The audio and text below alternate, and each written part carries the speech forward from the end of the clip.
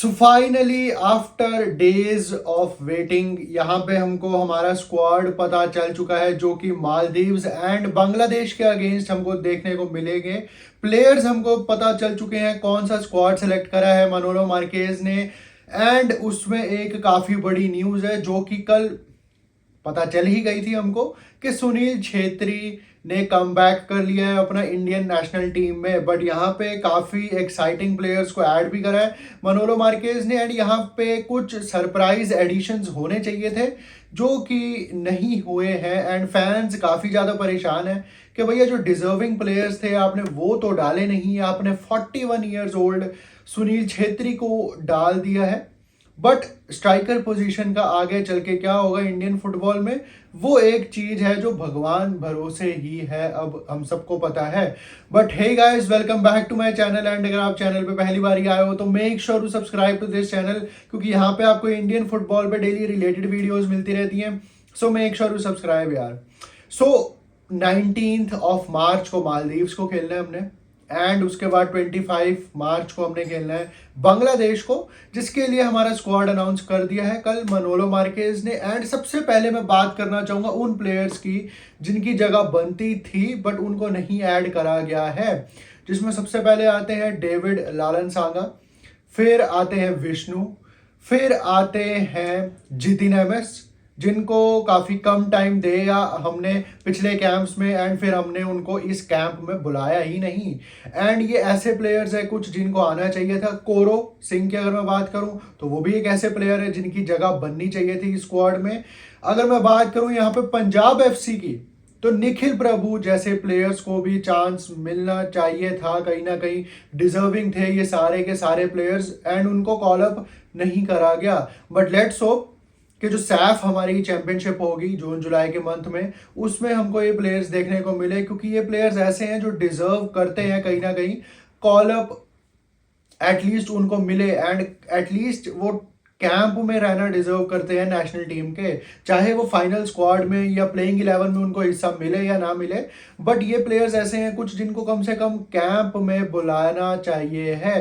But यहाँ पे कुछ ऐसे प्लेयर्स जो पहले खेल चुके हैं इंडियन नेशनल टीम में, काफ़ी एक्सपीरियंस्ड है, बट उनकी जगह नहीं बन पाई। तो उसमें सबसे पहले है गुरप्रीत सिंह संधू। यस, एक ऐसा वेटरन कीपर हमारा जो कि लेजेंड है of course for Indian football.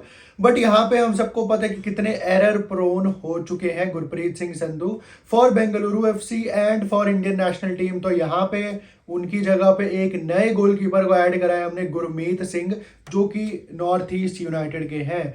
But यहाँ पे देखा जाए तो क्या गुरमीत सिंह को स्टार्ट मिलेगा, क्या विशाल केत को स्टार्ट मिलेगा, वो एक देखने वाली बात है। क्योंकि यहाँ पे विशाल केत आई थिंक कि स्टार्ट मिलना चाहिए उनको मालदीव्स एंड बांग्लादेश वाले फिक्सचर के लिए। एंड यहाँ पे अनिरुद्ध थापा भी अपनी जगह नहीं बना पाए हैं, सहाल अब्दुल समद अपनी जगह नहीं बना पाए हैं इंडियन नेशनल टीम के इस मार्च विंडो के स्क्वाड में। अब रीजंस कुछ भी हो सकते हैं, थोड़ा बहुत शफल तो हम सबको ही पता था कि करेंगे स्क्वाड को मनोलो मार्केज, क्योंकि इससे पहले जितने भी हमारे मैचेस थे वो फ्रेंडलीज थे। अब यहाँ पे कोई ज़्यादा हमको सोचना इतना नहीं चाहिए। बट यहाँ पे जो कॉल्स लिए हैं मनोलो मार्केज ने, वो कहीं ना कहीं ब्रेव कॉल्स भी हैं, क्योंकि गुरप्रीत सिंह संधू को अगर हम फिर से डालते हैं स्क्वाड में तो फिर से वो एरर की एक उनके अंदर जो परसेंटेज रहती है, चांसेस रहती है, प्रोबेबिलिटी रहती है गुरप्रीत सिंह संधू के अंदर, तो कहीं ना कहीं वो बांग्लादेश एंड मालदीव्स के मैच में फर्क डाल सकता है, वो एक एरर उनसे। बट यहाँ पे अगर मैं नए प्लेयर्स की बात करूं जो इस स्क्वाड में नए प्लेयर्स ऐड करे गए हैं, तो यहाँ पे 3 प्लेयर्स ऐसे हैं जो कि एफसी गोवा के ही हैं। एंड यहाँ पे थोड़ा बहुत दिखने को मिल रहा है कि फेवरिज्म हो रहा है मनोलो मार्केज की तरफ से, क्योंकि वो एफसी गोवा के ही कोच है। एंड उन्होंने ब्राइसन फर्नांडिस, आयुष देव छेत्री एंड बोरिस सिंह, इन तीनों को कॉल अप करा है नेशनल टीम के कैंप के लिए। ठीक है, ब्राइसन फर्नांडिस बिल्कुल बनता था उनका कॉल अप, बिल्कुल डिजर्विंगली कॉल अप करे गए हैं वो। कहीं पे मैं उनके पढ़ रहा था कि 27 चांसेस उन्होंने क्रिएट करे हैं। तो एक ऐसा विंगर जो चांसेस क्रिएट कर सकता है, एक ऐसा प्लेयर जो चांसेस क्रिएट कर सकता है, वो नेशनल टीम को हमारी इंडिया की चाहिए होता है, ये हम सबको पता है। बट बोरिस सिंह, आयुष देव छेत्री, यस वो भी दोनों अच्छे थे इस सीजन आईएसएल में, बट क्या उनका कॉल अप बनता था, वो एक डिबेटेबल चीज है। बट यहाँ पे जो चौथा नया प्लेयर हमको देखने को मिल रहा है पहली बारी, वो है गुरमीत सिंह, जो कि मैं पहले बता चुका हूँ कीपर है। बट यहाँ पे देखा जाए तो यार क्या होगा हमारी स्ट्राइकिंग पोजीशन का, स्ट्राइकर्स का क्या होगा हमारे, कुछ समझ नहीं आ रहा है। क्योंकि मनवीर सिंह को कॉल अप करा गया है एक बार फिर से, जो कि बिल्कुल क्लिनिकल नहीं है, जो कि कहीं पे भी खिला लो मनवीर सिंह को वो अच्छा खेलते ही नहीं है। फिनिशिंग उनकी है नहीं कि हम उनको स्ट्राइकर डाले या विंगर डाले, वो ट्रेड्स भी नहीं है उनके पर्टिकुलर ऐसे। तो मनवीर सिंह बार बार इंडियन नेशनल टीम के कैंप में कैसे आ जाते हैं, स्क्वाड में कैसे आ जाते हैं, वो एक भैया देखने वाली बात है। क्योंकि ईगोर टी मैच के टाइम पे भी मनवीर सिंह को काफी प्रेफर करा जाता था, एंड यहाँ पे अब मनोलो मार्केस के जो स्क्वाड्स हैं उसमें भी प्रेफर करा जा रहा है मनवीर सिंह को। ठीक है, हाइट है उनके पास, बट सिर्फ हाइट का क्या फायदा अगर उसका फर्स्ट टच अच्छा नहीं है, उसकी फिनिशिंग अच्छी नहीं है, उसके क्रॉसेज अच्छे नहीं है, तो सिर्फ हाइट का क्या फायदा फिर हमको। एंड यहाँ पे आशिक करूनियन की कमबैक हुआ है इंडियन नेशनल टीम में, बट किस बेसिस पे हुआ है वो मेरे को नहीं समझ आ रहा, क्योंकि उन्होंने कुछ करा ही नहीं है आईएसएल में इस सीजन। बट देखा जाए तो हमारी डिफेंस मेरे को थोड़ा सा शेकी जरूर लग रहा है, क्योंकि अनवर अली नहीं है स्क्वाड में हमारे, आकाश मिश्रा नहीं है हमारे स्क्वाड में। But yes, I can rely on Chinglensana and Sandesh Jhingan partnership at the backline. But यहाँ पे अब देखते हैं कि कौन से प्लेयर्स को स्टार्ट मिलता है स्टार्टिंग 11 में।